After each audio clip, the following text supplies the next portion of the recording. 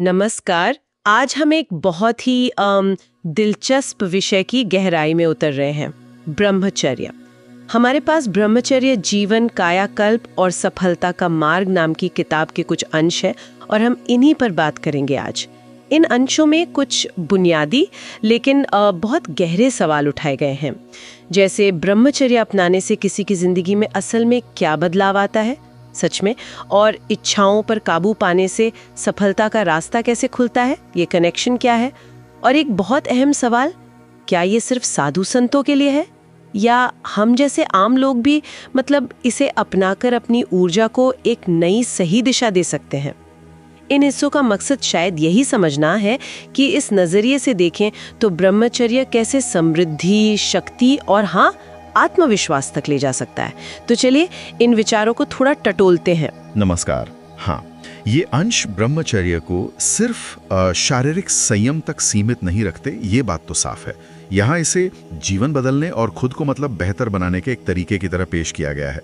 इसमें इच्छाओं पर काबू, ऊर्जा के सही इस्तेमाल और कामयाबी के बीच एक गहरा रिश्ता बताया गया है। तो इन अंशों के मुताबिक ये सिर्फ परहेज नहीं है, बल्कि एक तरह का ऊर्जा प्रबंधन है। ये ऊर्जा प्रबंधन वाली बात काफी रोचक लगी मुझे। ये अंश कैसे समझाते हैं कि ये ऊर्जा जिसे नियंत्रित करने की बात हो रही है वो असल में है क्या, और इसे सही दिशा देने का मतलब क्या है। देखिए, इन अंशों में जो बताया गया है उसके अनुसार ब्रह्मचर्य का मतलब सिर्फ शारीरिक ऊर्जा बचाना नहीं है, बल्कि अपनी पूरी जीवन शक्ति, जिसे हम आमतौर पर इच्छाओं, विचारों, भावनाओं में रोज खर्च करते हैं, उसे सहेजना है और एकाग्र करना है। विचार ये है कि जब ये बिखरी हुई ऊर्जा एक जगह लगती है तो मानसिक स्पष्टता और संकल्प शक्ति बढ़ती है। इसी को सही दिशा देना कहा गया है। अपनी ऊर्जा को विनाशकारी या फालतू चीजों से हटाकर रचनात्मक और उपयोगी कामों में लगाना। अच्छा, तो ये हुआ कि ऊर्जा को एकाग्र करने से दिमागी फोकस बढ़ता है। और क्या ये किताब के हिस्से सीधे तौर पर इसी बढ़े हुए फोकस को सफलता से जोड़ते हैं? समृद्धि और शक्ति पाने के बारे में क्या कहा गया है इसमें? बिल्कुल, इन अंशों का तर्क यही है। जब मन शांत और एकाग्र होता है तो इंसान बेहतर फैसले ले पाता है ना? ज्यादा लगन से काम करता है और चुनौतियों का सामना ज्यादा असरदार तरीके से कर पाता है। और यही चीजें तो सफलता की नींव रखती हैं। जहां तक समृद्धि और शक्ति की बात है, पुस्तक के ये हिस्से इशारा करते हैं कि जब व्यक्ति अपनी ऊर्जा का मालिक बन जाता है तो उसमें एक स्वाभाविक आत्मविश्वास आता है, एक आंतरिक शक्ति। और यही आंतरिक शक्ति बाहरी दुनिया में प्रभाव डालने और अवसरों को भुनाने में मदद करती है, जिससे समृद्धि की राह खुल सकती है। ये एक तरह से अंदरूनी नियंत्रण का बाहरी नतीजा बताया गया है।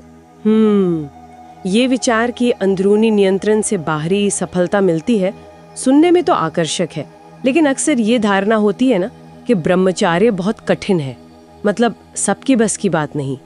क्या ये अंश इस बारे में कुछ कहते हैं कि ये आखिर किसके लिए है? ये एक महत्वपूर्ण बिंदु है जिसे ये अंश छूते हैं। जरूर।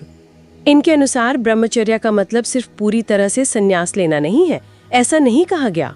यहाँ इसे एक सिद्धांत के रूप में पेश किया गया है, जिसे कोई भी अपनी क्षमता और अपनी जीवन शैली के अनुसार अपना सकता है। जोर इस बात पर है कि हर व्यक्ति अपनी इच्छाओं और ऊर्जा को कुछ हद तक थोड़ा ही सही नियंत्रित करना सीख सकता है, चाहे वो गृहस्थ हो या विद्यार्थी या कोई पेशेवर। मकसद है अपनी ऊर्जा का मालिक बनना, ना कि उसका गुलाम। इसलिए इन अंशों के नजरिए से देखें तो ये एक सार्वभौमिक सिद्धांत है जिसे अलग अलग स्तर पर अपनाया जा सकता है। अच्छा, तो इन अंशों से जो तस्वीर उभर रही है वो ये है कि ब्रह्मचर्य एक तरह का आंतरिक अनुशासन का अभ्यास है जी, जिसका असर बाहरी जीवन पर पड़ता है, चाहे वो बेहतर फोकस हो, आत्मविश्वास हो या फिर सफलता और समृद्धि। ये ऊर्जा को बर्बाद होने से रोककर उसे सही लक्ष्यों की तरफ मोड़ने का एक तरीका सुझाते हैं। सही कहा, बिल्कुल। और यही से एक गहरा सवाल उठता है जिस पे शायद हमें सोचना चाहिए।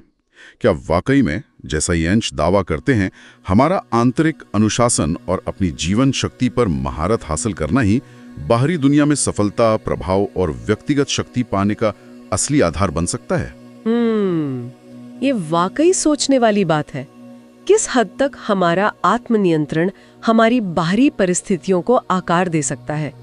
ये एक सवाल है जो इन अंशों को पढ़ने के बाद मन में रह जाता है, विचार करने के लिए।